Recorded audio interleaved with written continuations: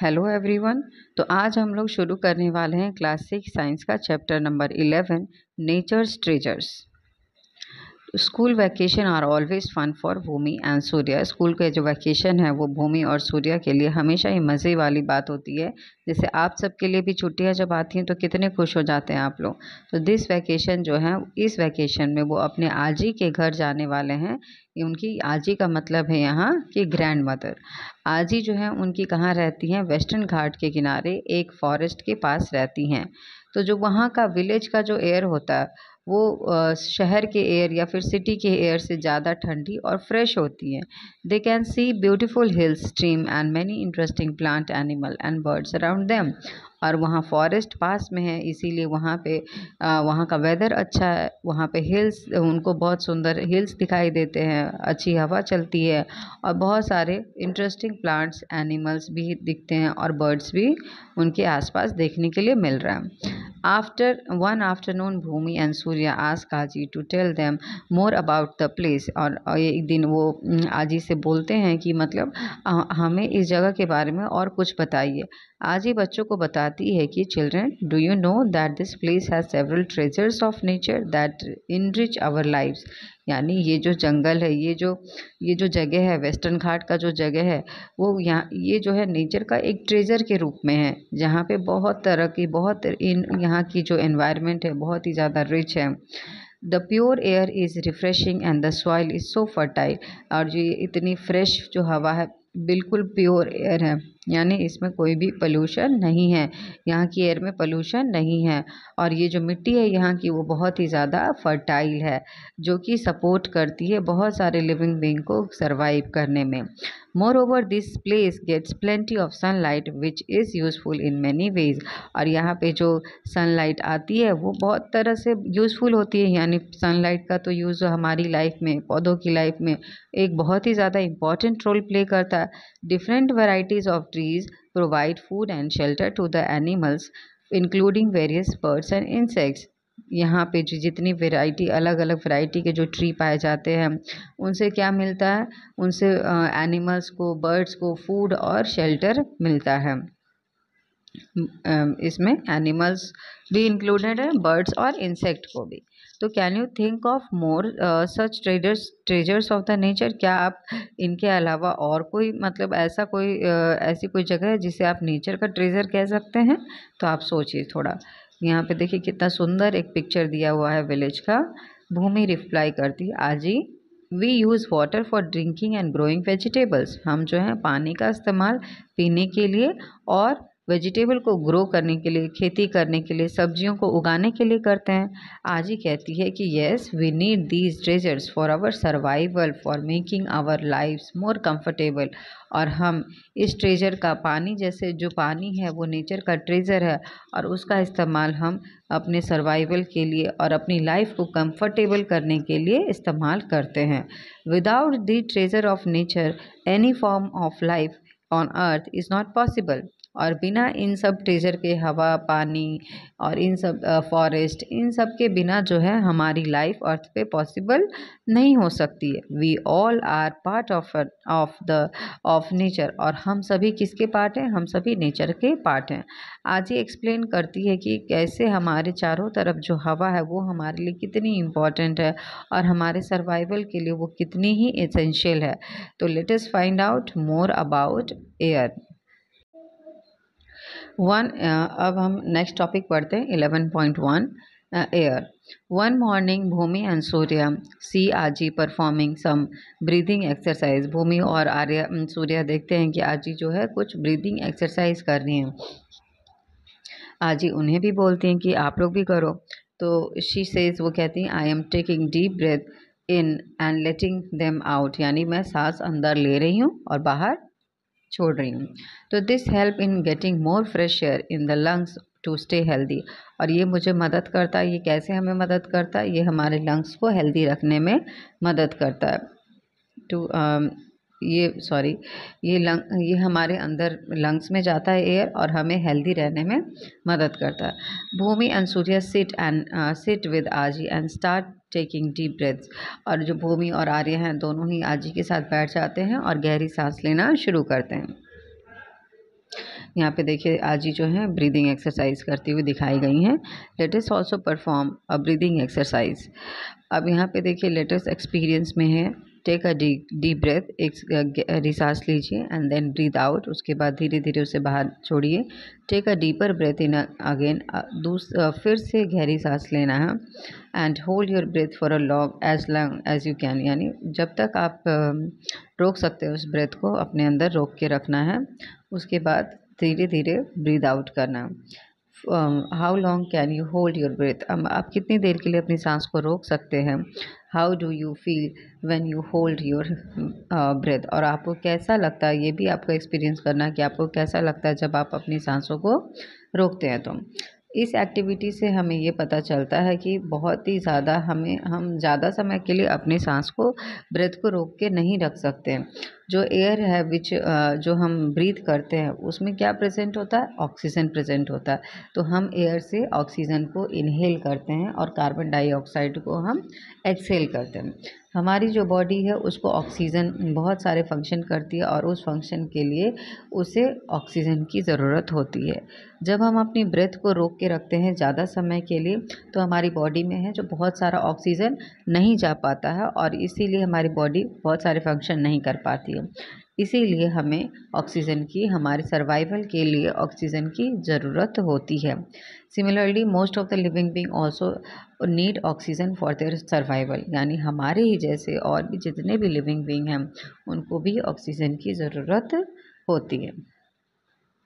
Question, do not hold your breath for so long that you start feeling uncomfortable. आपको अपनी सांसों को इतनी तेज देर तक नहीं रोकना है ताकि आप अनकम्फर्टेबल हो जाए। We can survive without food और water for a few days but we can not survive without oxygen for even a few minutes, यानी हम बिना खाना पानी बिना फूड के और वाटर के कुछ दिन तो सर्वाइव कर सकते हैं, लेकिन बिना ऑक्सीजन के हम कुछ मिनट भी सर्वाइव नहीं कर पाएंगे। The air which surrounds the earth is a mixture of gases, और जो हमारे चारों तरफ जो एयर प्रेजेंट है वो क्या है, वो एक मिक्सचर ऑफ गैसेज है। उसमें अलग अलग तरह के गैसेज अलग अलग अमाउंट में प्रेजेंट होता है। तो can you name some gases which present in air. तो एयर में जो है mainly nitrogen, oxygen, argon, carbon dioxide और बहुत सारे दूसरे गैसेस भी स्मॉल अमाउंट में प्रेजेंट होते हैं। तो give the composition of the air in percentage. Notice that there are 100 square out of 100। मान लीजिए कि 100 स्क्वायर है, एयर को पूरे अमाउंट को मान लेते हैं कि 100 स्क्वायर है एयर में। एयर की जो वॉल्यूम है वो 100 स्क्वायर है, तो उसमें से 78 जो स्क्वायर है उसमें नाइट्रोजन है।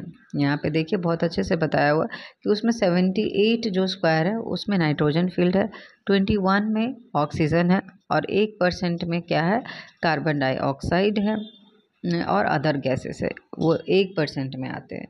ठीक है, तो वी कैन सर्वाइव विद, ठीक ये हो गया। तो नाइट्रोजन का जो परसेंटेज है एयर के कंपोजिशन में वो कितना है, 78%। ऑक्सीजन का जो कंपोजिशन प्रेजेंस है एयर में वो है 21%। Argon carbon dioxide and other जो गैसेस है वो बाकी 1% में प्रेजेंट है। तो ये कंपोजिशन ऑफ एयर जो है इसको आपको ध्यान में रखना है।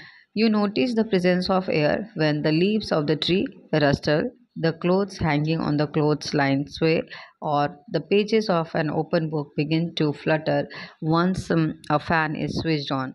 आप एयर जो है हमेशा हर जगह एयर प्रेजेंट होता है। एक खाली बॉटल है उसमें भी एयर प्रेजेंट है, एवरीवेयर एयर इज़ प्रेजेंट। तो हर जगह आप कैसे महसूस कर सकते हैं कि एयर प्रेजेंट है, जब आप देखिए कि कुछ भी दिखाई नहीं दे रहा है तो पत्ते हिल रहे हैं, तो रस्लिंग ऑफ द लीव्स में भी क्या पता चल रहा है कि वहाँ पे एयर प्रेजेंट है। फिर आपने कपड़ा अगर सूखने के लिए डाल दिया, हैंग कर दिया, तो वो भी क्या थोड़ा स्वे करेगा, आगे पीछे होगा, तो उसमें इससे ये पता चलता है कि एयर वहाँ भी प्रेजेंट है। तो एयर जो है हर जगह प्रेजेंट है। अगर आप फ़ैन ऑन करते हैं तो आपके पेजेस जो हैं बुक के वो उड़ने लगते हैं, फ्लटर करने लगते हैं, तो इससे भी पता चलता है कि वहाँ पे जो है एयर प्रेजेंट है। तो एयर जो है हर जगह प्रेजेंट होता है। मूविंग एयर, जब हवा चलती है तो उसी को हम क्या कहते हैं, विंड कहते हैं। एयर जब मूव करती है तो उसी को क्या बोलते हैं, विंड कहते हैं। तो moving air is called wind. Sometime it blows fast, जब वो तेज़ी से चलती है जैसे कि स्टॉर्म के समय आंधी आ जाती है, तूफान आता है, तो उस समय तेज़ी से हवा चलती है। And sometime it blows gently as a breeze, और जब उसकी स्पीड कम होती है तो हम उसी को ब्रीज कहते हैं। तो ये एयर के फॉर्म्स हैं, जैसे कि जब उसके स्पीड के आधार पे उसकी नेमिंग की गई है। तो you must have played with a फिरकी। फिरकी बनाते हैं ना, चक्री जैसा, जो हवा की डायरेक्शन में अगर हम उसको लेके मूव करें तो वो रोटेट करना शुरू करती है। तो लेट अस मेक अ फिरकी, यहाँ पे प्रोसेस दिया हुआ, आप इस तरह से फिरकी बना सकते हैं। ठीक है, तो अब फिरकी का ही मॉडल पे क्या बना है हमारे पास कि फिरकी जो है किससे रोटेट होती है, तो विंड से रोटेट होती है। तो यहाँ पे देखिए विंड मिल है, फिरकी के जैसे ही आपको दिख रही होगी। तो the working of the windmill is similar to that of the phirki, यानी जो विंड मिल का जो वर्किंग है वो बिल्कुल सिमिलर है फिरकी के जैसा ही। विंड जो है रोटेट करता है, विंग्स, ये विंड मिल के विंग्स को रोटेट करता है विंड। और wind mill can be used, wind mill का यूज़ जो है, इसका जो यूज़ है फ्लोर मिल को चलाने में, या फिर वाटर को पानी को वेल से निकालने में यूज़ किया जा सकता है, या फिर इलेक्ट्रिसिटी जनरेट करने में। इंडिया में बहुत सारी जगहों पे विंड मिल फार्म्स हैं, और जो विंड मिल फार्म होता है वो एक लार्ज एरिया में बहुत सारे विंड मिल्स बने होते हैं, which is use the energy of the wind to generate electricity. और इनकी एनर्जी का यूज़ करके विंड का एनर्जी को यूज़ करके इलेक्ट्रिसिटी जनरेट किया जाता है with the help of wind mill. तो यहाँ पे एक दिखाया गया पिक्चर में आपको a wind mill farm, Muppandal wind farm in Tamil Nadu, Jaisalmer wind park in Rajasthan, and Brahmanvel wind farm in Maharashtra are some of the leading wind mill farms in our country. Find out more other wind mill farm in our country. तो आपको थोड़ी सी information इसके बारे में इकट्ठा करना है कि और अदर जो हैं, और भी अलग अलग जो विंड मिल हैं वो कहाँ पे हैं हमारे देश में। तो we have learn that air is very important for us. Air जो है कितना ज़्यादा इम्पॉर्टेंट है हमारे लिए। तो water too is essential and precious for us, और उसी तरह से पानी भी हमारे लिए एसेंशियल है और प्रेशियस भी है। How do you feel when you cannot get water to drink, specially when you are thirsty, and let us find out more about water. यानी जब आप सोचिए कि आपको कैसा लगेगा कि आपको बहुत तेज़ प्यास लगी है लेकिन आपको पानी पीने के लिए नहीं मिल रहा है, तो आप उस समय क्या फील कर रहे होंगे। ठीक है, तो अब हम पढ़ेंगे वाटर के पास, टॉपिक 11.2 वाटर। तो Bhumi and Surya help Aaji in filling the trough of water for the cows. They also help her in watering plants such as vegetable and medicinal herb in the garden. Aji teaches them how to water the plants so that every drop is used and none of it goes waste। यानी वो help करते हैं water को fill करने में, ताकि cows के लिए।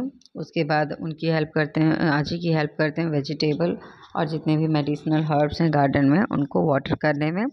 उसके बाद आजी उनको बताती है कि पानी कितना ज़्यादा इम्पॉर्टेंट है, पानी की हर एक बूंद कितनी इम्पॉर्टेंट है, और हमें पानी को बिल्कुल भी वेस्ट नहीं करना चाहिए। वाटरिंग द प्लांट्स, यहाँ पे देखिए प्लांट को वाटरिंग करते हुए दिखाया गया।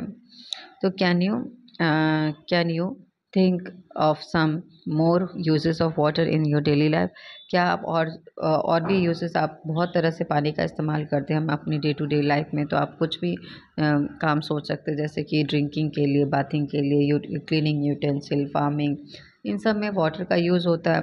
We need water for many daily activities such as drinking, cooking, bathing, washing and cleaning. इसका इस्तेमाल जो है क्रॉप को ग्रो करने के लिए भी होता है और इंडस्ट्रियल पर्पज़ के लिए भी पानी का इस्तेमाल किया जाता है। Where do we get water from, तो हमें पानी मिलता कहाँ से है। तो यानी हमें क्या पढ़ना है, अब सोर्सेस ऑफ वाटर के बारे में जानना है कि पानी हमें कहाँ कहाँ से मिलता है। तो वाटर जो है कवर करता है अर्थ का 2/3 पार्ट जो है अर्थ सरफेस का वाटर ही कवर है, सिर्फ 1/3 में ही हमारा लैंड है।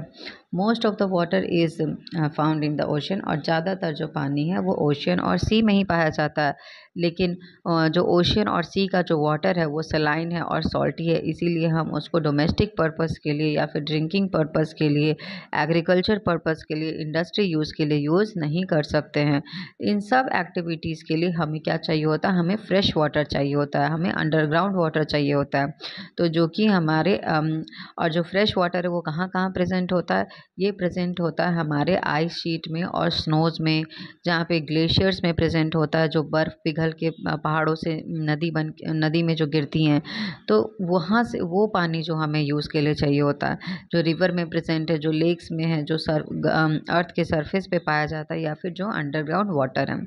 फ्रेश वाटर जो है आइस शीट प्रेजेंट होता है कहाँ, आइस शीट में और स्नो में। अंडरग्राउंड वाटर जो है बहुत ही ज़्यादा मुश्किल होता है पहाड़ों में। मान लीजिए कि पहाड़ जहाँ मान लीजिए कहीं की मिट्टी जो है पथरीली है, ठीक है, और पहाड़ वाला एरिया है, तो वहाँ से अंडरग्राउंड वाटर निकालना बहुत ही ज़्यादा मुश्किल हो जाता है। A very small fraction of the fresh water present in, और फ्रेश वाटर का जो बहुत ही कम फ्रैक्शन में ही पॉन्ड में, रिवर में, लेक्स में और वेल में एसेसिबल है हम लोगों के लिए। तो water is precious, that is why Aaji guide them to use it with care. और वाटर इसीलिए इतनी ज़्यादा प्रेशियस है क्योंकि देखिए कहीं कहीं पानी की इतनी ज़्यादा क्राइसिस हो जाती है, पानी मिलना मुश्किल हो जाता है। तो इसीलिए हमें क्या करना है, हमें पानी का इस्तेमाल बहुत ही सोच समझ के करना है। हमें पानी को बिल्कुल भी वेस्ट नहीं करना है, एक ड्रॉप भी वेस्ट नहीं करना है।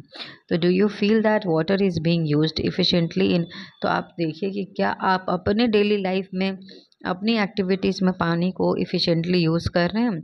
Have you observe water being washed in your daily activities, wasted in, क्या आप ये नोटिस करिए कि आप कहाँ पे कौन सी ऐसी एक्टिविटी कर रहे हैं जिससे कि पानी जो है वेस्ट हो रहा है। Let us find out activities where water is wasted and how this wastage can be reduced।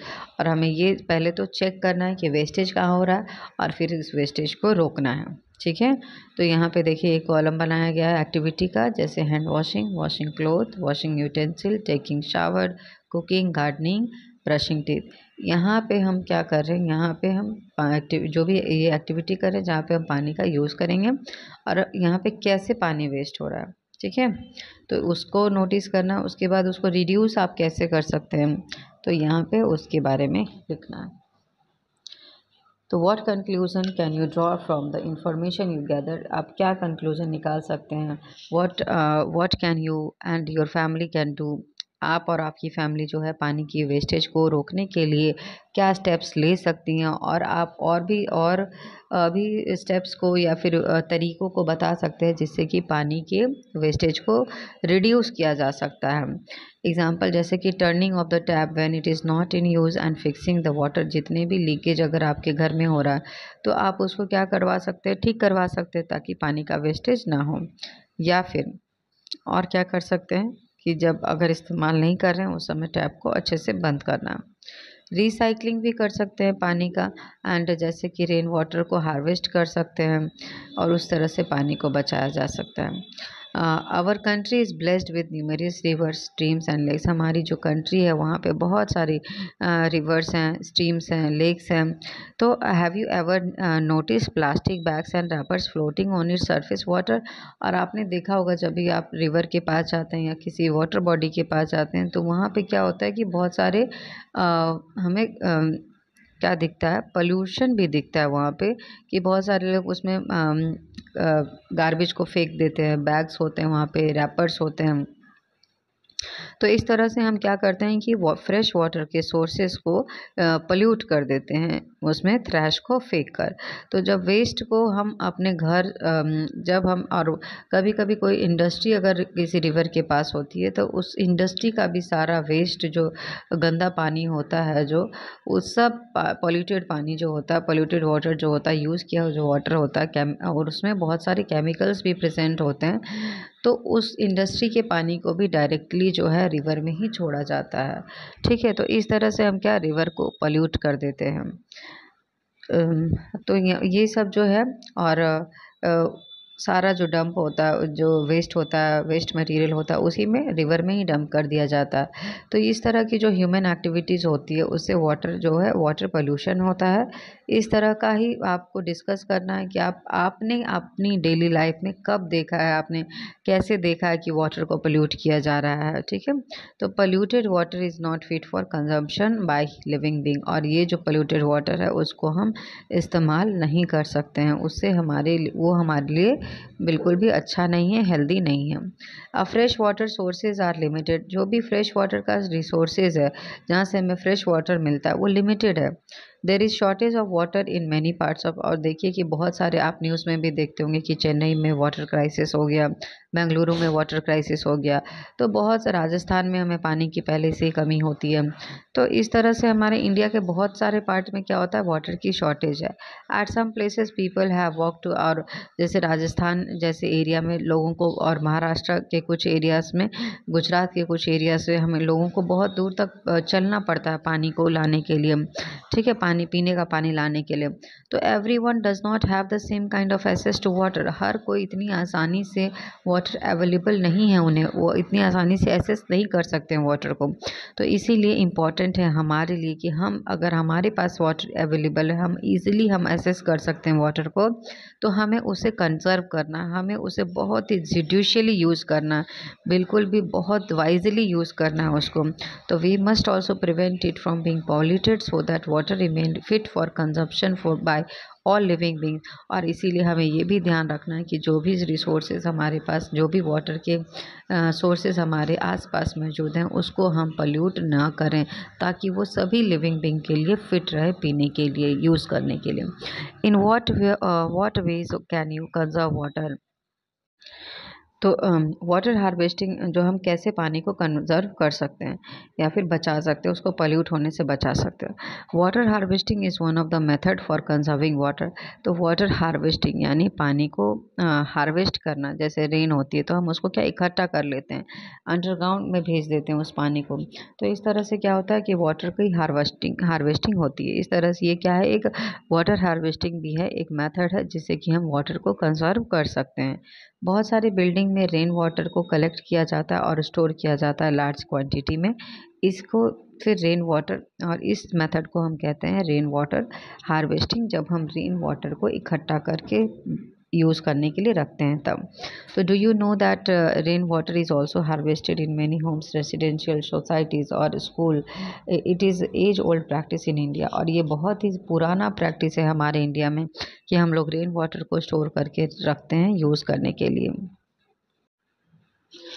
For example step Wales, जो स्टेप वेल होती हैं, कॉमनली नोन एज बावड़ी इन राजस्थान एंड वाब इन गुजरात। देखिए, आपने हिस्ट्री में भी इसके रानी की वाब के बारे में पढ़ा होगा, बावड़ियों के बारे में, बावड़ी के बारे में पढ़ा होगा, जिसमें कि एक सीढ़ियाँ बनी होती हैं और नीचे जो होता है पॉन्ड टाइप में होता है, जिसमें कि रेन वाटर को हार्वेस्ट किया जाता है।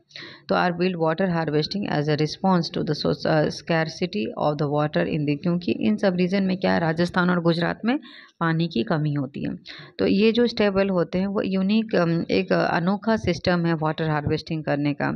And they store not only rain water but also water seeping from nearby lakes, ponds and rivers. और ये सिर्फ रेन वाटर को ही हार्वेस्ट नहीं करते हैं, बल्कि इसके साथ वो सब वाटर को यहाँ पे हार्वेस्ट करते हैं जो कि किसी लेक से आ रहा है या फिर पॉन्ड से आ रहा है या रिवर से आ रहा है। The walls of the trenches, long deep holes dug in the ground। ट्रेचेस का मतलब कि जो बहुत ही गहरा उसमें ग्राउंड में खुदाई होती है, are linked with blocks of the stone that allow seepage of the water, जिसमें कि ब्लॉक्स को जो अलाउ करता है क्या, पानी के सीपेज को।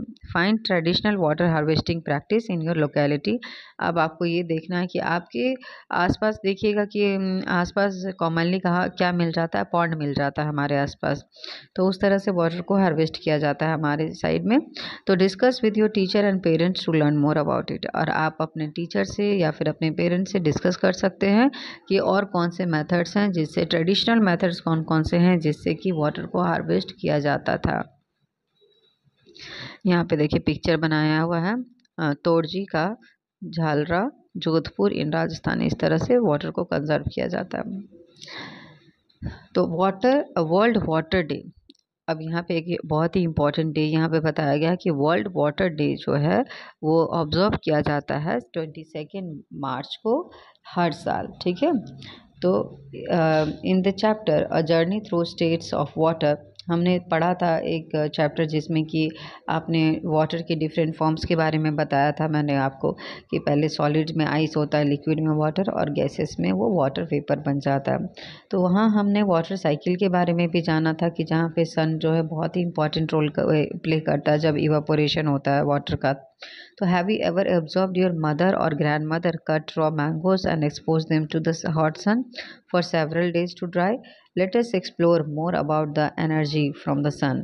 तो अब हमने पहले एयर के बारे में पढ़ा इस चैप्टर में, फिर हमने वाटर के बारे में जाना, अब हम सनलाइट के बारे में जानेंगे कि सन का क्या इंपॉर्टेंस है हमारी लाइफ में। ठीक है, तो ये नेक्स्ट टॉपिक है 11.3 energy from sun. On a sunny day Bhoomi and Surya are helping Aaji dry chillies in the sun. वो एक जिस दिन अच्छी धूप, सनी डे था, धूप अच्छी खासी निकली हुई, तो उस दिन भूमि और सूर्य जो हैं आजी की हेल्प कर रहे हैं मिर्ची सुखाने में, धूप में मिर्ची सुखा रहे हैं। तो आजी सेज कहती हैं कि we use the heat from the sun to dry it.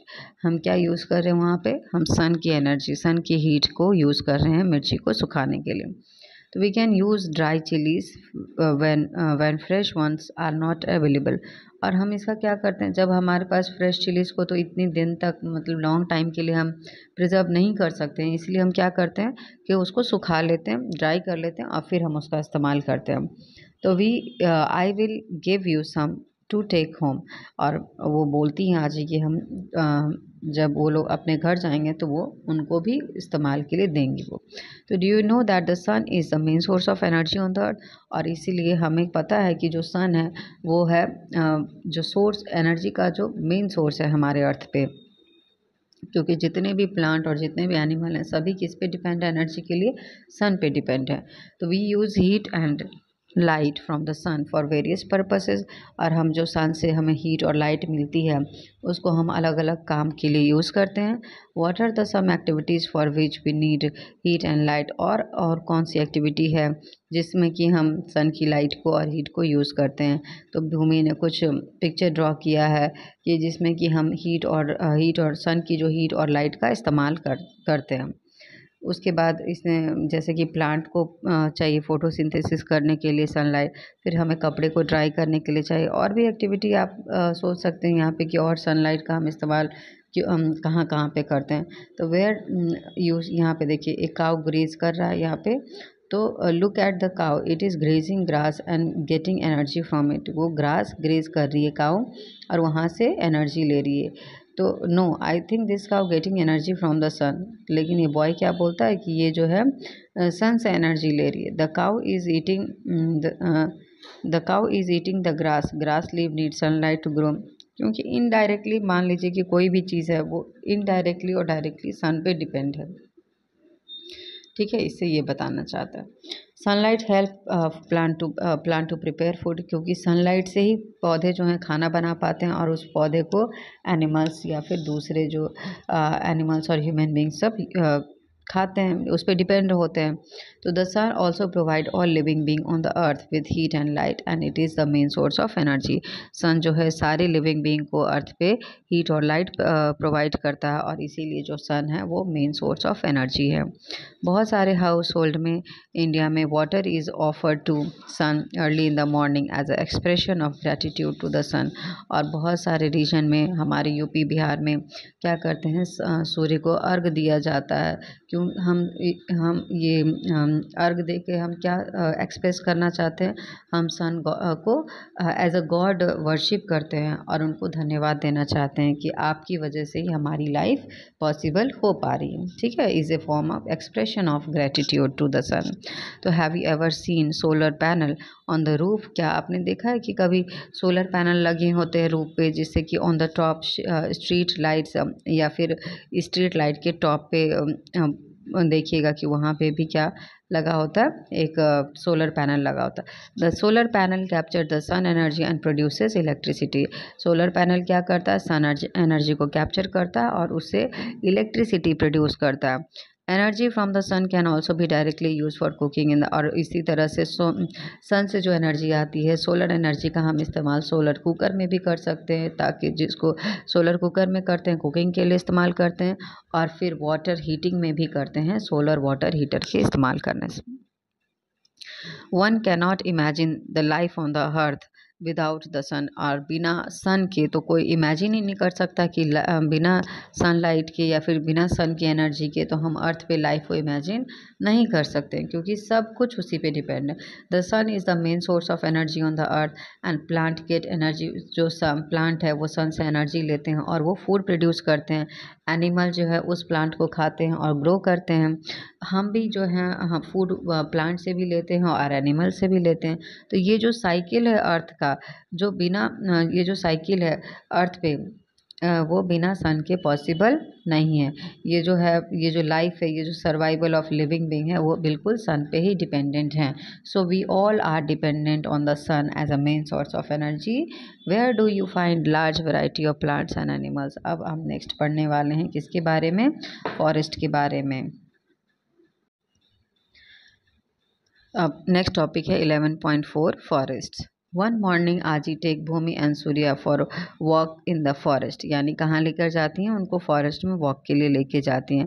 वहाँ पे उन्हें बहुत सारे तरह के herbs, shrubs and trees forest में दिखते हैं। आजी एक्सप्लेन करती हैं जो फॉरेस्ट है वो एक लार्ज डेंस एरिया है जहाँ पे कि बहुत सारे अलग अलग तरह के प्लांट ग्रो करते हैं।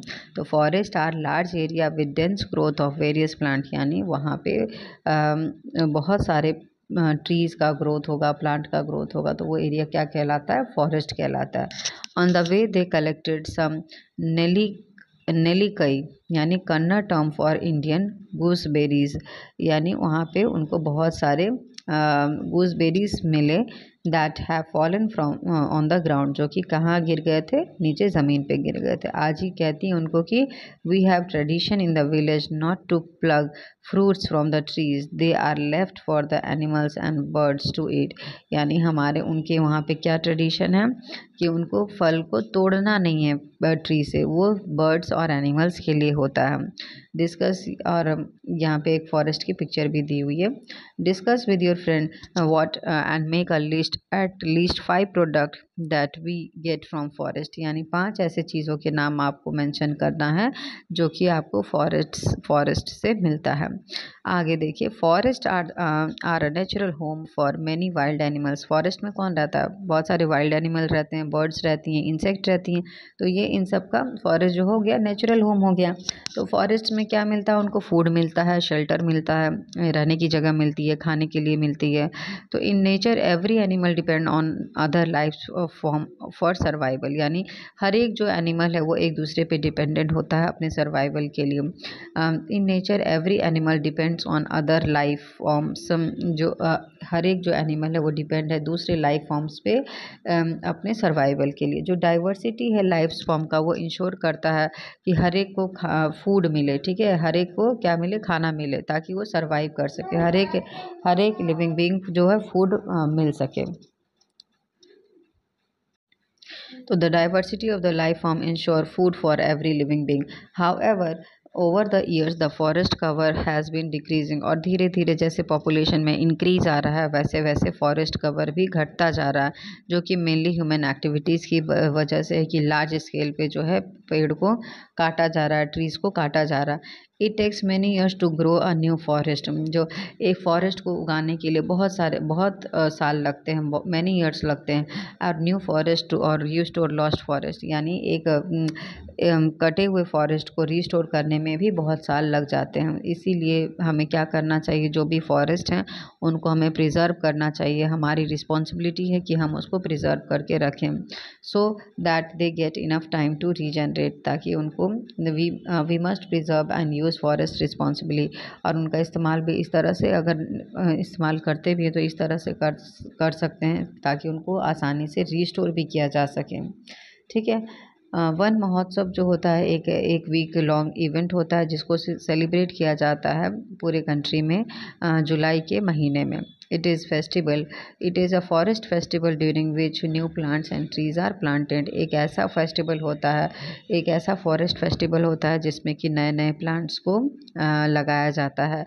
Trees are planted and awareness और अवेयरनेस भी फैलाया जाता है कि ताकि हम about the respecting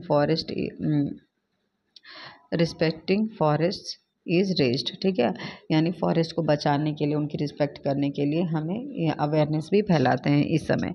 the aim of the event is to increase the green cover. और हमारा एम क्या होता है इस समय वन महोत्सव सेलिब्रेट करने का, ताकि जो हमारा ग्रीन कवर है यानी फॉरेस्ट का जो एरिया है उसको हम और इंक्रीज कर सकते हैं.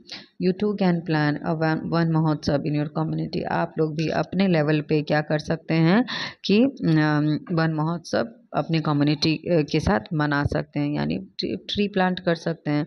और आप अपने लेवल पे भी, अपने फैमिली के लेवल पे भी कर सकते हैं कि आप मान लीजिए किसी का बर्थडे आता है आपके घर में, तो आप उस दिन भी ट्री प्लांट कर सकते हैं. ठीक है, तो what are the consequences of cutting large forest area. क्या कॉन्सिक्वेंसेस क्या हो सकता है जब अगर हम बड़े बड़े फॉरेस्ट को कट कर दे तो मेक अ प्रेजेंटेशन और डू रोल प्ले. एक रोल प्ले कर सकते हैं या फिर स्टोरी पोएम इस पे लिख सकते हैं कि क्या कॉन्सिक्वेंसेस हमें फेस करना पड़ेगा अगर हमने फॉरेस्ट को कट कर दिया तो. From ancient time, India has a tradition of respecting, protecting and preserving forest. हम आज से नहीं, बहुत ancient time से, पुराने प्राचीन समय से हम हमारे यहाँ की tradition ये है कि हमें क्या करना है, हमें forest की respect करना है, उसे protect करना है, उसको बचा के रखना है.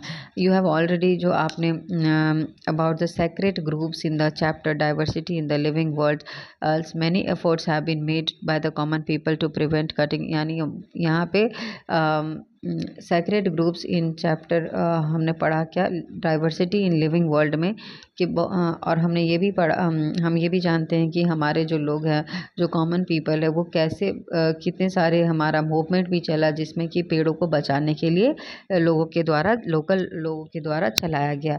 इनमें से ही एक है हमारा चिपको मूवमेंट जो कि बहुत ही फेमस हुआ.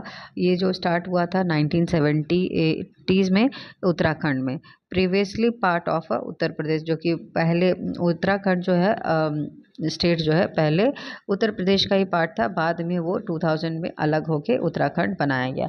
Local women actively participated in this movement. जो लोकल वहाँ की वुमेन थी उन्होंने क्या किया, इस मूवमेंट में पार्टिसिपेट किया. They encircle and hug the tree. उन्होंने कैसे प्रोटेक्ट किया ट्रीज़ को, वो पेड़ के चारों तरफ घेरा बना लिया उन्होंने, एंड पेड़ को पकड़ लिया और बोला कि उनको कटने से बचाने के लिए, ठीक है, उनको प्रोटेक्ट किया इस तरह से.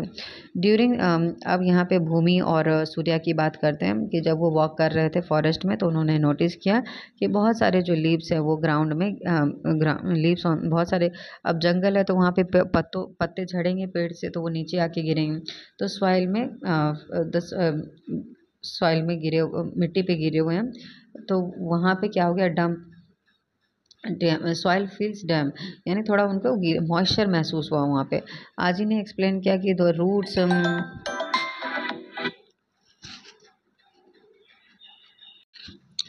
आज ही ने एक्सप्लेन किया कि आज ही ने एक्सप्लेन किया कि the roots of the plant hold on the soil and जो the roots of the plant जो होते हैं, जो प्लांट का जो रूट होता है वो क्या करता है, सॉइल मिट्टी को पकड़ के रखता है ताकि वो पानी के साथ बहे ना. The leaves that falls from the tree decay and reach the soil with nutrients. और जो लीव्स होता है वो जो पेड़ से नीचे गिरता है वो क्या होता है, डिके हो जाता है और वो सॉइल को और ज़्यादा न्यूट्रिशन प्रोवाइड करता है. ठीक है, और सॉइल और ज़्यादा ही फर्टाइल हो जाता है. दिस सॉइल जो है वो न्यू प्लांट के लिए यूज़ किया जाता है and the trees to grow. ठीक है, तो this is example of recycling in nature. इस तरह से जो सॉइल है फर्टिलिटी उसकी बढ़ती है, पत्ते गिरते हैं और नए नए पेड़ उगते हैं. इस तरह से क्या हो रहा है, नेचर खुद को रिसाइकिल करता है. Let us investigate the soil in more detail. आगे देखते हैं कि कैसे सॉइल के बारे में, रॉक के बारे में और मिनरल के बारे में हम लोग पढ़ेंगे. Soil, rocks and minerals. Bhumi और सूर्य जो हैं आजी के साथ घर वापस आ जाते हैं। तो भूमि एंड सूर्य हेल्प करते हैं आजी को प्रिपेयर करने में, सॉइल गार्डनिंग के लिए सॉइल को प्रिपेयर करने में, ताकि उसमें वेजिटेबल लगाया जा सके। आजी पूछती है, उनको बोलती है कि to dig the soil and gently and loosen the lumps, यानी क्या करना है कि मिट्टी को डिग करना है और थोड़ा सा लूज करना है उनको। You have already learned in the chapter living creatures exploring their characteristic में आपने पढ़ा था कि प्लांट को that for plants to grow the space, जो सॉइल होता है उनके बीच में भी सफिशेंट एयर जाना चाहिए, ताकि प्लांट के रूट को अच्छे से, जो सीड है उसको अच्छे से एयर भी मिल सके, वाटर और एयर भी मिल सके, ठीक है, ताकि उनको स्पेस हो, ताकि उनको उनके जो रूट है वो अच्छे से ग्रो कर सके। तो Bhumi and Surya could see small pebbles the roots of the plants and a few earthworm too in the soil. तो वो क्या देखते हैं, मिट्टी जब वो डिग कर रहे होते हैं तब वो देखते हैं कि मिट्टी में स्टोन्स भी पाए जाते हैं, और फिर और कुछ अर्थवर्म भी, पत्थर भी थे और कुछ अर्थवर्म भी दिखे उनको। तो do you realise the earthworm are natural agent that help in turning and loosening the soil. तो क्या आप जानते हैं कि जो ये अर्थवर्म है वो एक नेचुरल एजेंट है जो कि खुद से क्या करता है, सॉइल को लूज करता है, ठीक है, और टर्निंग वो जब क्योंकि उसके मूवमेंट से क्या होता है, सॉइल जो है वो लूजनिंग और टर्निंग होती है सॉइल की। तो सॉइल प्रिपरेशन यहाँ पे दिखाया गया कि कैसे वो सॉइल को टर्न कर रहे हैं, लूज कर रहे हैं यहाँ पे वेजिटेबल को प्लांट करने के लिए, कैसे सॉइल को प्रिपेयर करें। तो while Bhoomi and Surya help Aaji, वो दोनों हेल्प कर रहे थे आजी की। तो लेटेस्ट हम एक एक्सपेरिमेंट करते हैं। कुछ सॉइल को कलेक्ट करिए अपने आसपास से और उस गेस करिए कि what could be there in different soil. Observe carefully the soil, मतलब कुछ अपने घर के पास से और कुछ स्कूल से, दो अलग अलग जगहों से आपको सॉइल को कलेक्ट करना है। फिर उनके सैंपल को आपको ये देखना है कि दोनों अलग कैसे हैं एक दूसरे से, उनके कलर में क्या डिफरेंस है। उसके बाद दोनों को सैंपल को टच करना, उनके टेक्सचर को फील करना है। ऑब्जर्व करिए कि जो नेकेड आप आँखों से जो देखते हैं सैंपल, सॉइल की सैंपल को, उसके बाद आपको क्या करना है, if you have a magnifying lens look at the soil. फिर आपको एक मैग्नीफाइंग लेंस की हेल्प से सॉइल को देखना है, ठीक है। तो आप क्या ऑब्जर्व करते हैं, क्या देखते हैं उसमें, ये आपको मेंशन करना है टेबल में। नीचे एक टेबल है उसमें।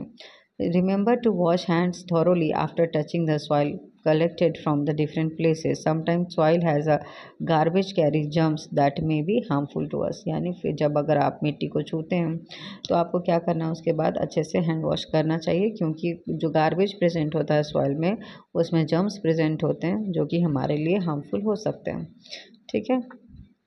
तो ये आपको यहाँ पे ऑब्जर्वेशन फिल करना है। There are many things in the soil such as, soil में क्या क्या हो सकता है, सैंड हो सकता है, इंसेक्ट होता है, वर्म हो सकता है। There are many small organism that we cannot see with our naked eyes. बहुत सारे ऐसे छोटे छोटे ऑर्गेनिज्म होते हैं जिसको हम ऐसे खुली आंखों से मतलब नहीं देख सकते हैं। There may be small organisms that we cannot see with our naked eyes. Plant and animal also become a part of the soil as they decompose and decay. तो वहाँ पे बहुत सॉइल में जो है बहुत सारी तरह की चीज़ें रहती हैं, जैसे सैंड, इंसेक्ट, वॉर्म्स और बहुत सारे ऐसे चीज़ें जो हमें खुली आंखों से नेकेड आइज से नहीं देख पाती हैं। प्लांट्स और एनिमल्स जो सड़ गल जाते हैं वो भी क्या हो जाते हैं, सॉइल का ही पार्ट हो जाते हैं। तो the soil sample collected from different places may be different colour because they may contain different material. इसीलिए जो सॉइल सैंपल है जो अलग अलग जगह से लिया जाता है वो अलग अलग तरह के हो सकते हैं, क्योंकि उसमें अलग अलग मटेरियल प्रेजेंट हो सकते हैं, ठीक है। आगे देखिए, have you ever wonder how soil is formed. क्या आपने कभी सोचा कि सॉइल कैसे बनता है। तो soil is form by disintegration, यानी ब्रेकिंग। क्या डिसइंटीग्रेट होता है रॉक का, by the action of sun, water and living organism over a long. जब लंबे समय से जो रॉक होता है वो डिसइंटीग्रेट होता है तब क्या बनता है, सॉइल बनता है। There are different type of soil, अलग अलग तरह का सॉइल होता है। उनमें से कुछ जो होता है कुछ सर्टेन चीज़ों को ग्रो करने के लिए अच्छा होता है, जैसे some are making good good for making bricks और बिल्डिंग। कुछ जो होता है सॉइल वो ईंटें बनाने के लिए अच्छा होता है। And forest have a variety of, forest में जो अलग अलग तरह का सॉइल, वैरायटी ऑफ सॉइल पाया जाता है। सॉइल जो है बहुत ही ज़्यादा एक प्रीशियस ट्रेजर है हमारे बायोडाइवर्सिटी का। तो you may have seen rock in your surrounding, आपने हो सकता है कि रॉक देखा होगा अपने आसपास। Rock are use in the construction of the houses, rock का इस्तेमाल जो है हाउस के कंस्ट्रक्शन में, बिल्डिंग्स में, टेम्पल्स बनाने में, रोड्स में, डैम्स में और टेबल टॉप को बनाने में भी किया जाता है। सम रॉक्स जो है वो स्लेट बनाने के लिए भी यूज़ किया, स्लेट सम रॉक्स लाइक स्लेट जो है वो यूज़ किया जाता है रूफिंग के लिए। And laterite can be use as a building material, जो लेटेराइट जो होता है उसको बिल्डिंग मटेरियल जैसे कि ब्रिक्स बनाने के लिए इस्तेमाल किया जाता है। जो सम इम्पॉर्टेंट रॉक जैसे है ग्रेनाइट, सैंडस्टोन एंड मार्बल जो है, तो ये सारे रॉक्स के एग्जांपल हैं कि granite, sandstone and marble. Human beings have been using rock make tools such as hand axe, जो ह्यूमन बीइंग है वो कुछ टूल्स बनाने के लिए भी इन रॉक्स का इस्तेमाल करते हैं, जैसे कि एक्स को बनाने के लिए, एरो एरो हेड को बनाने के लिए। पुराने समय में क्या पत्थरों से बने हुए औजार का इस्तेमाल किया जाता था, टूल्स का इस्तेमाल किया जाता था। जो पैलियोलिथिक एज में जो यूज़ करते थे टूल्स, तो रॉक्स का इस्तेमाल वहाँ से शुरू हुआ है। ठीक है, तो ये यहाँ पे देखिए rocks used for roofing, laterite rocks are use as a bricks, और यहाँ पे हैंड से बने हुए एक्सेस हैं जो कि हथियार के टूल्स के औजार के रूप में इस्तेमाल किए जाते थे। एरो हेड्स हैं स्टोन से बने हुए। तो माइनिंग ऑफ मार्बल, यहाँ पे पिक्चर में दिखाया गया कि मार्बल की माइनिंग कैसे की जाती है। What are rocks made of, rock बनते किस चीज़ से, वो जो बने होते हैं मिनरल से बने होते हैं। जो हम इम्पॉर्टेंट मेटल जैसे कि aluminium, gold, copper, iron iron are extracted from mineral, और मिनरल से क्या क्या निकाला जाता है, एल्यूमिनियम, गोल्ड, कॉपर और आयरन जैसे मिनरल्स मेटल को निकाला जाता है। मिनरल्स का इस्तेमाल जो है एरोप्लेन के, कार के, ज्वेलरी के, कॉस्मेटिक और इलेक्ट्रिक और इलेक्ट्रॉनिक इक्विपमेंट के मैन्युफैक्चरिंग में किया जाता है। जैसे कि बेसिक जो है मोबाइल फ़ोन का, that we contain about a dozen, for example, the basic mobile phones that we use contain about a dozen minerals like gold, silver, copper, cobalt, etc. यहाँ पे नेचुरली अकरिंग गोल्ड, यहाँ पे देखिए किस तरह से जो नेचुरल फॉर्म में जो गोल्ड अकर होता है वो इस तरह से दिखता है raw form. Some minerals are found in nature, ये जो मिनरल्स हैं वो अलग अलग तरह के मिनरल यहाँ पे पिक्चर में दिखाया गया है जो कि हमारे नेचर में पाया जाता है। रॉक जो है एक बहुत ही इंपॉर्टेंट रोल प्ले करता है हमारी लाइफ में। इट टेक 1000 मिलियन ईयर लगते हैं रॉक की फॉर्मेशन में, इसीलिए इम्पॉर्टेंट है कंजर्व करना, इनको कंजर्व करना हमारी रिस्पॉन्सिबिलिटी है। Do you know how rocks and minerals are transported, कैसे जो है रॉक और मिनरल को एक जगह से दूसरी जगह पे पहुंचाया जाता है। Most vehicle are we use for transportation use fossil fuel, और जितने भी व्हीकल हैं जो ट्रांसपोर्ट में यूज़ किए जाते हैं, ट्रांसपोर्ट में जो फ्यूल यूज़ किया जाता है वो क्या यूज़ करते हैं, वो यूज़ करते हैं फॉसिल फ्यूल का। Late us explore more about fossil fuel, और अब हम पढ़ेंगे फॉसिल फ्यूल के बारे में।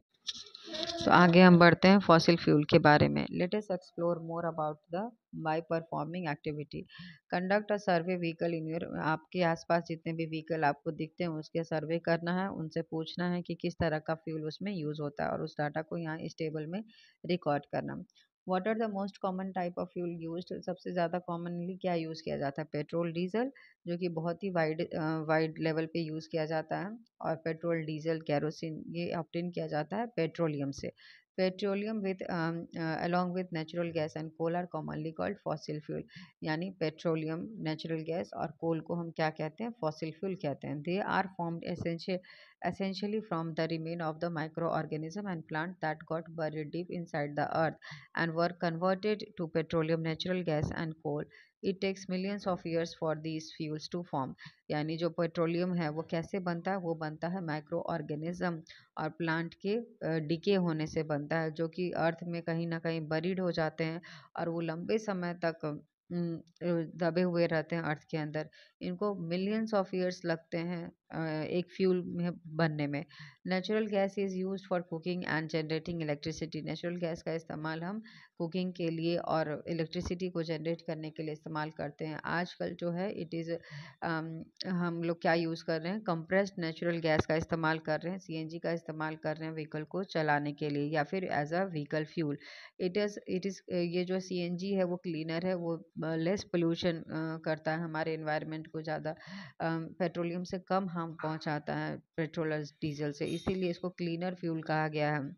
कोल is mainly use for production of electricity. Coal का इस्तेमाल जो है थर्मल पावर प्लांट में किया जाता है, जिसका इस्तेमाल जो है इलेक्ट्रिसिटी को प्रोड्यूस करने में करते हैं। It is found in the several part of the India. Coal जो है अलग अलग राज्यों में, हमारे देश के अलग अलग राज्यों में पाया जाता है। अब मेजर जो कोल प्रोड्यूसिंग स्टेट्स है उसमें से झारखंड आप जान सकते हैं, जहाँ पे बहुत ही लार्ज स्केल पे कोल का प्रोडक्शन किया जाता है। अर्लियर कोल और वुड और डंग केक जो है ये फ्यूल के रूप में कुकिंग के लिए यूज़ किया जाता था, लेकिन आजकल जो लेस पोल्यूटिंग नेचुरल गैसेज जैसे कि एलपीजी का इस्तेमाल किया जाता है घरों में, जिसे हम कहते हैं लिक्विफाइड पेट्रोलियम गैस का इस्तेमाल किया जाता है, जो कि धीरे धीरे कोल और वुड और डंग को रिप्लेस कर चुका है। यहाँ पे देखिए कोल की पिक्चर है, पेट्रोल और ये नेचुरल गैस इस तरह से ये कैरी किया जाता है। Fossil fuel are used are found in limited quantity. जो फॉसिल फ्यूल है बहुत ही लिमिटेड क्वांटिटी में अवेलेबल है, इसीलिए जो will soon run out of the fossil fuel if we continue to use them in a manner that we currently do.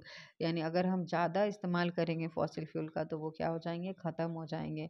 To avoid such situation, इस तरह की सिचुएशन को अवॉइड करने के लिए हमें कुछ ना कुछ अल्टरनेट सोर्स ऑफ एनर्जी को ढूंढना पड़ेगा, कुछ ना कुछ अल्टरनेटिव को यूज़ करना पड़ेगा।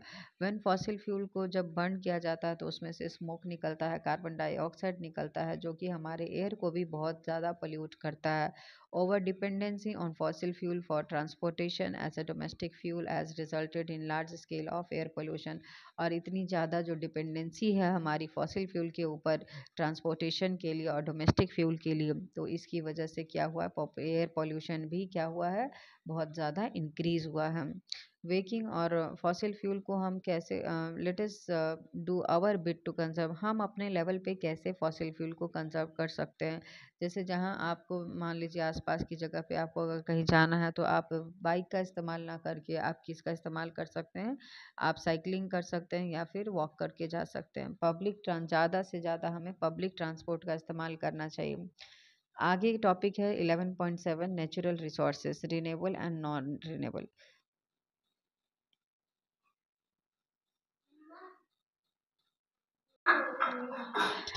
नेचर ट्रेजर्स फुलफिल अवर, नेचर की जो ट्रेजर है वो हमारी नीड को फुलफिल करता है, वो जो है हमारे लाइफ को सस्टेन करने के लिए और अर्थ पे सस्टेन करने के लिए बहुत ही ज़्यादा इम्पॉर्टेंट है।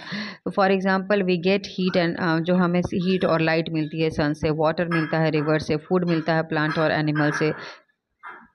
These resources which we get from nature are called natural resources. और जो भी ये रिसोर्सेज हमें नेचर से मिलता है उसे हम नेचुरल रिसोर्सेज कहते हैं। We also use natural resources to make many useful things for convenience. बहुत सारी चीज़ें हम बनाते हैं नेचुरल रिसोर्सेज का यूज़ करके, जैसे कि electric bulb, furniture, solar panel, bicycle etcetera. जो ये मेक आवर, ताकि हमारी जो है लाइफ वो कंफर्टेबल हो सके, वो सारा रिसोर्सेज जो हम ह्यूमन बींग क्रिएट करते हैं नेचुरल रिसोर्सेज की मदद से, वो होता है human made resources. We have learned about various natural resources, जैसे कि हमने नेचुरल रिसोर्सेज के बारे में पढ़ा, जैसे air, water, energy from the sun, forest, soil, rock, minerals and fossil fuel. All some of these natural resources get replenished through the natural process over a period of time। यानी उनमें से कुछ जो है बिल्कुल खुद से ही रिप्लेनिश हो जाते हैं नेचुरल प्रोसेस से कुछ टाइम के बाद।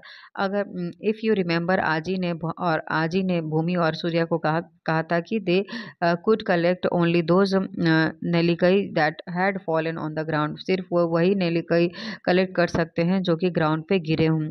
इसका मतलब कि this makes sure that there would be enough fruit for the other animals and birds, ताकि मतलब वो दूसरे एनिमल्स और बर्ड्स के लिए भी फ्रूट्स वहाँ पे होने चाहिए। ठीक है, तो the seeds that from the dropping of the animals and birds would enable new tree to grow, ताकि वो खाएंगे जब बर्ड्स और एनिमल, और फिर वो जब ड्रॉपिंग करेंगे, एक्सक्रीट करेंगे, तो उससे जो बीज बाहर आएगा उसी से नया प्लांट ग्रो करेगा। तो though it will take some years, कुछ समय लगेगा उसमें, before we get fruits and from the new trees. 10 resources को हमें रिन्यू करने में और रिप्लेनिश करने में, रिस्टोर करने में एक रीजनेबल टाइम पीरियड चाहिए होता है, इसीलिए इसको बोलते हैं renewable resources. Resources which get renewed, यानी वो रिसोर्सेज जो कि रिन्यू हो जाते हैं, रिप्लेनिश हो जाते हैं, रिस्टोर किए जा सकते हैं कुछ एक टाइम पीरियड के बाद, उसे हम कहते हैं रिन्यूएबल रिसोर्सेज। तो एयर, वाटर एंड फॉरेस्ट ये सब एग्जाम्पल हैं रिन्यूएबल रिसोर्सेज के। नेचर रिन्यू देम, नेचर जो है उनको रिन्यू करती है। We should use the natural resources judiciously, और लेकिन उसमें काफ़ी समय लगता है, इसीलिए हमें नेचुरल रिसोर्सेज का यूज़ बहुत ही ज़्यादा सोच समझ के करना चाहिए। ऑन द अदर हैंड जैसे कि फॉसिल फ्यूल हो गया, वो मिलियंस ऑफ ईयर्स लगता है उनको फॉर्म होने में, ठीक है। तो they are found in limited और बिल्कुल लिमिटेड क्वांटिटी में हमारे पास प्रेजेंट है। वंस यूज्ड, एक बार जब यूज़ कर लिया और ख़त्म हो गए तो वो ख़त्म हो जाएंगे। दे आर नॉट प्रोड्यूस और replenish with in a reasonable, कोई रीजनेबल पीरियड, मतलब थोड़े समय में वो बिल्कुल भी रिप्लेनिश नहीं हो पाएंगे, रिस्टोर नहीं किए जा सकते, उनको मिलियंस ऑफ ईयर्स चाहिए रिस्टोर करने के लिए। तो दीज रिसोर्सेज आर कॉल्ड, इस तरह के रिसोर्सेज जो बहुत ज़्यादा टाइम लगे रिन्यू होने में, उसको बोलते हैं, जिनको आसानी से रिन्यू नहीं किया जा सकता उसे हम कहते हैं नॉन रिन्यूएबल रिसोर्सेज, जैसे कि हमारा soil, rock, coal, petroleum and natural gas हो गया, ठीक है। नेक्स्ट टॉपिक है हमारे यहाँ पे 11.8 रिसोर्सेज वी यूज, जो रिसोर्सेज हम इस्तेमाल करते हैं। It is time for Bhoomi and Surya to go back home, अब ये टाइम था सूर्य और भूमि के लिए कि ताकि वो घर जा सकें आफ्टर वंडरफुल, अब उनकी छुट्टियाँ ख़त्म होने वाली थी। उनकी अम्मा जो है उनकी मदर जो है आई हैं उनको लेने के लिए, Bhumi and Surya. Show her the vegetable plants, उन्होंने भूमि और सूर्य ने अपनी मदर को वेजिटेबल प्लांट दिखाया जो उन्होंने शो किया था कुछ समय पहले ग्रो करने के लिए गार्डन में, और उन्होंने वो भी ड्राई चिली भी दिखाया, उनकी अम्मा आजी ने उन्हें घर ले जाने के लिए भी दिया। तो they notice changes in the colour of the skyline and the smell of the air once they reach the city, जब वो सिटी पहुंचे तो वहाँ जो स्काई का कलर था वो भी चेंज दिख रहा था, और वहाँ के एयर की जो स्मेल थी वो भी डिफरेंट थी।